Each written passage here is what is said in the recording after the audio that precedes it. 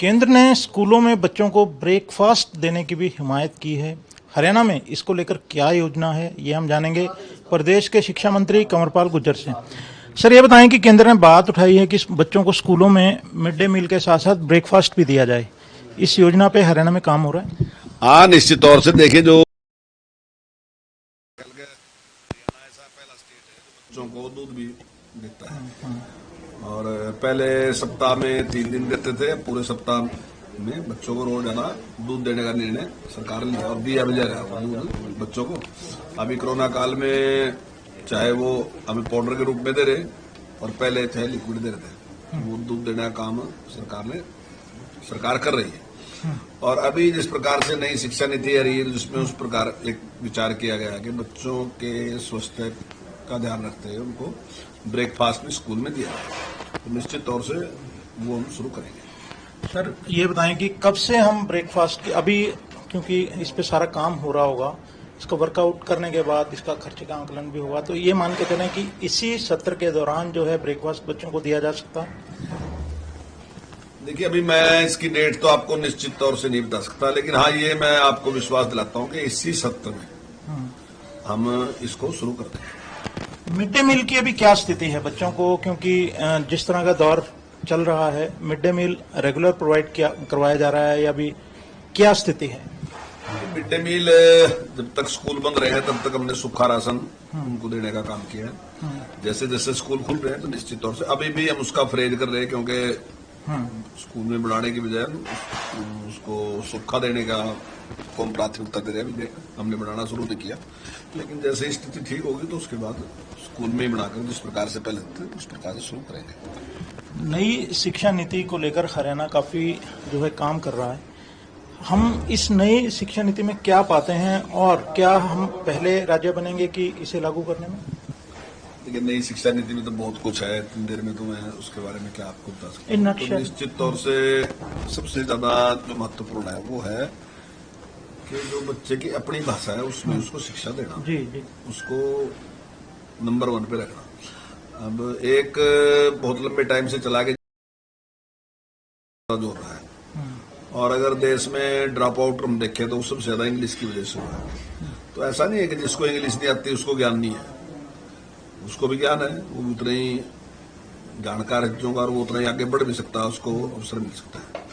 इसका मतलब ये भी नहीं है कि हम इंग्लिश के खिलाफ हैं। अगर कोई भाषा के रूप में इंग्लिश को सीखना चाहता है तो सीखे, इंग्लिश हमारा कोई इतराज नहीं है उसमें, लेकिन इंग्लिश थोपी नहीं जाएगी उसमें। और अगर कोई डॉक्टरी इंजीनियरिंग भी करना चाहता है तो उसमें भी वो हिंदी में कर सकता है।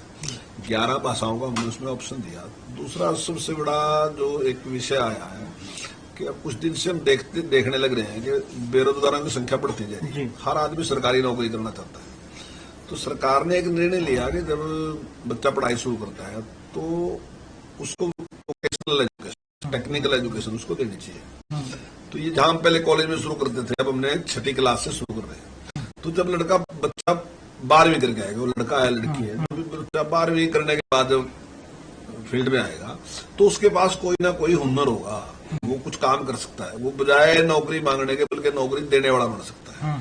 पहले भी ऐसे ही था कि जो एजुकेटेड लोग थे ना जी, जो पढ़े लिखे लोग थे, तो वो एक मार्गदर्शन दे रहे और वो ऐसा काम कर रहे थे कि जहां और लोगों को भी रोजगार मिला। लेकिन अब धीरे धीरे क्या है कि वो स्वयं ही बेरोजगार बन के खड़ा गया। और आज आप देखते हो कि बीटेक करने के बावजूद भी ऐसे बच्चे भी हैं जो 10,000 की नौकरी करने के लिए बिल्कुल तैयार रहते हैं। MBA करने के बाद 5 और 6,000 रुपए की नौकरी करने के लिए तैयार है, जबकि एक अनपढ़ व्यक्ति भी उतने पैसों में, जिसने शिक्षा ग्रहण नहीं की, वो व्यक्ति भी उतने कम पैसों में काम करने के लिए तैयार नहीं है। तो कहीं ना कहीं ऐसी एक समस्या है, तो उस पर भी विशेष तौर से सरकार ने ध्यान दिया है। और भी ऐसे ऑप्शन दिए हैं, जैसे कोई बच्चा साइंस पढ़ना चाहता है तो साइंस के बाद मान लीजिए उसका एक हिस्ट्री में उसका बड़ी भारी रुचि है, वो हिस्ट्री पढ़ना चाहता है लेकिन वो पढ़ नहीं सकता था ऐसा। तो अब इस प्रकार की छूट दी गई कि आप अगर वो पढ़ना चाहते हैं उसके साथ कुछ और भी जोड़ना चाहते हैं तो पढ़ सकते हैं आप, आपकी रुचि है। और अक्सर ऐसा देखने में जो व्यक्ति की रुचि का विषय होता है ना, उसमें ज्यादा अच्छा करके दिखाता है, उसका हम मन होता है ना, उसमें ज्यादा अच्छा करके दिखाता है। तो हम चाहते हैं कि वो जो उसके अंदर टैलेंट है वो पूरा बाहर आना चाहिए, 100 का 100% दिखना चाहिए वो क्या है, और निश्चित तौर से वो अच्छा कर सकता है। तो ऐसे बहुत से जो परिवर्तन है नई शिक्षा नीति में किए गए। और ये नई शिक्षा नीति जो बनी है, ये केवल कुछ लोगों ने बैठ के शिक्षा नीति नहीं बनाई। जहां बड़े विद्वान लोग हैं जिन्होंने बनाई, उसके साथ साथ जो चुने प्रतिनिधि यानी कि पंचायत के चुने प्रतिनिधि से भी इसमें विचार विमर्श किया गया। आम आदमी से भी 1 लाख से ज्यादा लोगों के साथ विचार विमर्श करने के बाद कि देश की जरूरत कैसी है, कैसी शिक्षा दी जानी चाहिए, तो उसके बाद ये तो शिक्षा हमारी तैयारी पूरी है हरियाणा सरकार की नई शिक्षा नीति को करने में और लागू करने की। देखिए, सौभाग्य है कि हमने कुछ ऐसे परिवर्तन किए जो नई शिक्षा नीति में वही है। जैसे हमने 3 साल से बच्चों का स्कूल खोलने का पहले ही निर्णय ले लिया था, तो नई शिक्षा नीति में भी वही है।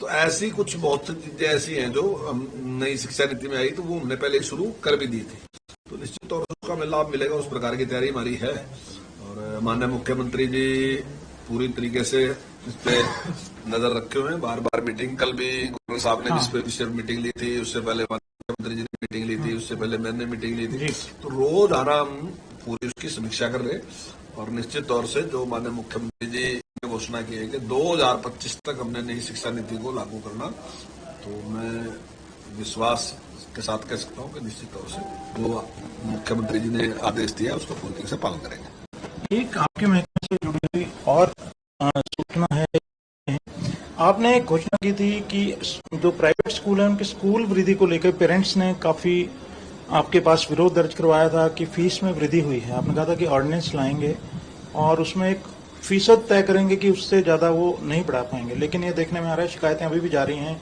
कि फीस वृद्धि प्राइवेट स्कूल ज्यादा कर रहे हैं। ऑर्डिनेंस कब तक लाने की संभावना है? देखिए, वो जल्दी हम लेके आएंगे। मैंने विभाग को उसी समय लिख दिया था और विभाग उस पर कार्य कर रहा है और मुझे उम्मीद है कि जल्दी वो आएगा। उसमें हम 8 या 10% इससे ज्यादा फीस नहीं बढ़ा सकता कोई भी स्कूल। इस प्रकार का एक ऑर्डिनेंस लेके आएंगे और मैं समझता हूँ जल्दी वो आ जाएगा। शुक्रिया। तो ये हैं शिक्षा मंत्री कंवरपाल जी ने बताया कि जो ऑर्डिनेंस है जिसमें प्राइवेट स्कूलों को बांधा जाएगा कि वे 8 या 10% से ज्यादा फीस ना बढ़ाएं, शिक्षा विभाग जल्द लेकर आ रहा है और इस ऑर्डिनेंस के आते ही प्राइवेट स्कूल जो फीस बढ़ाते हैं और पेरेंट्स की लगातार शिकायत रहती है, वो शिकायत समाप्त होगी।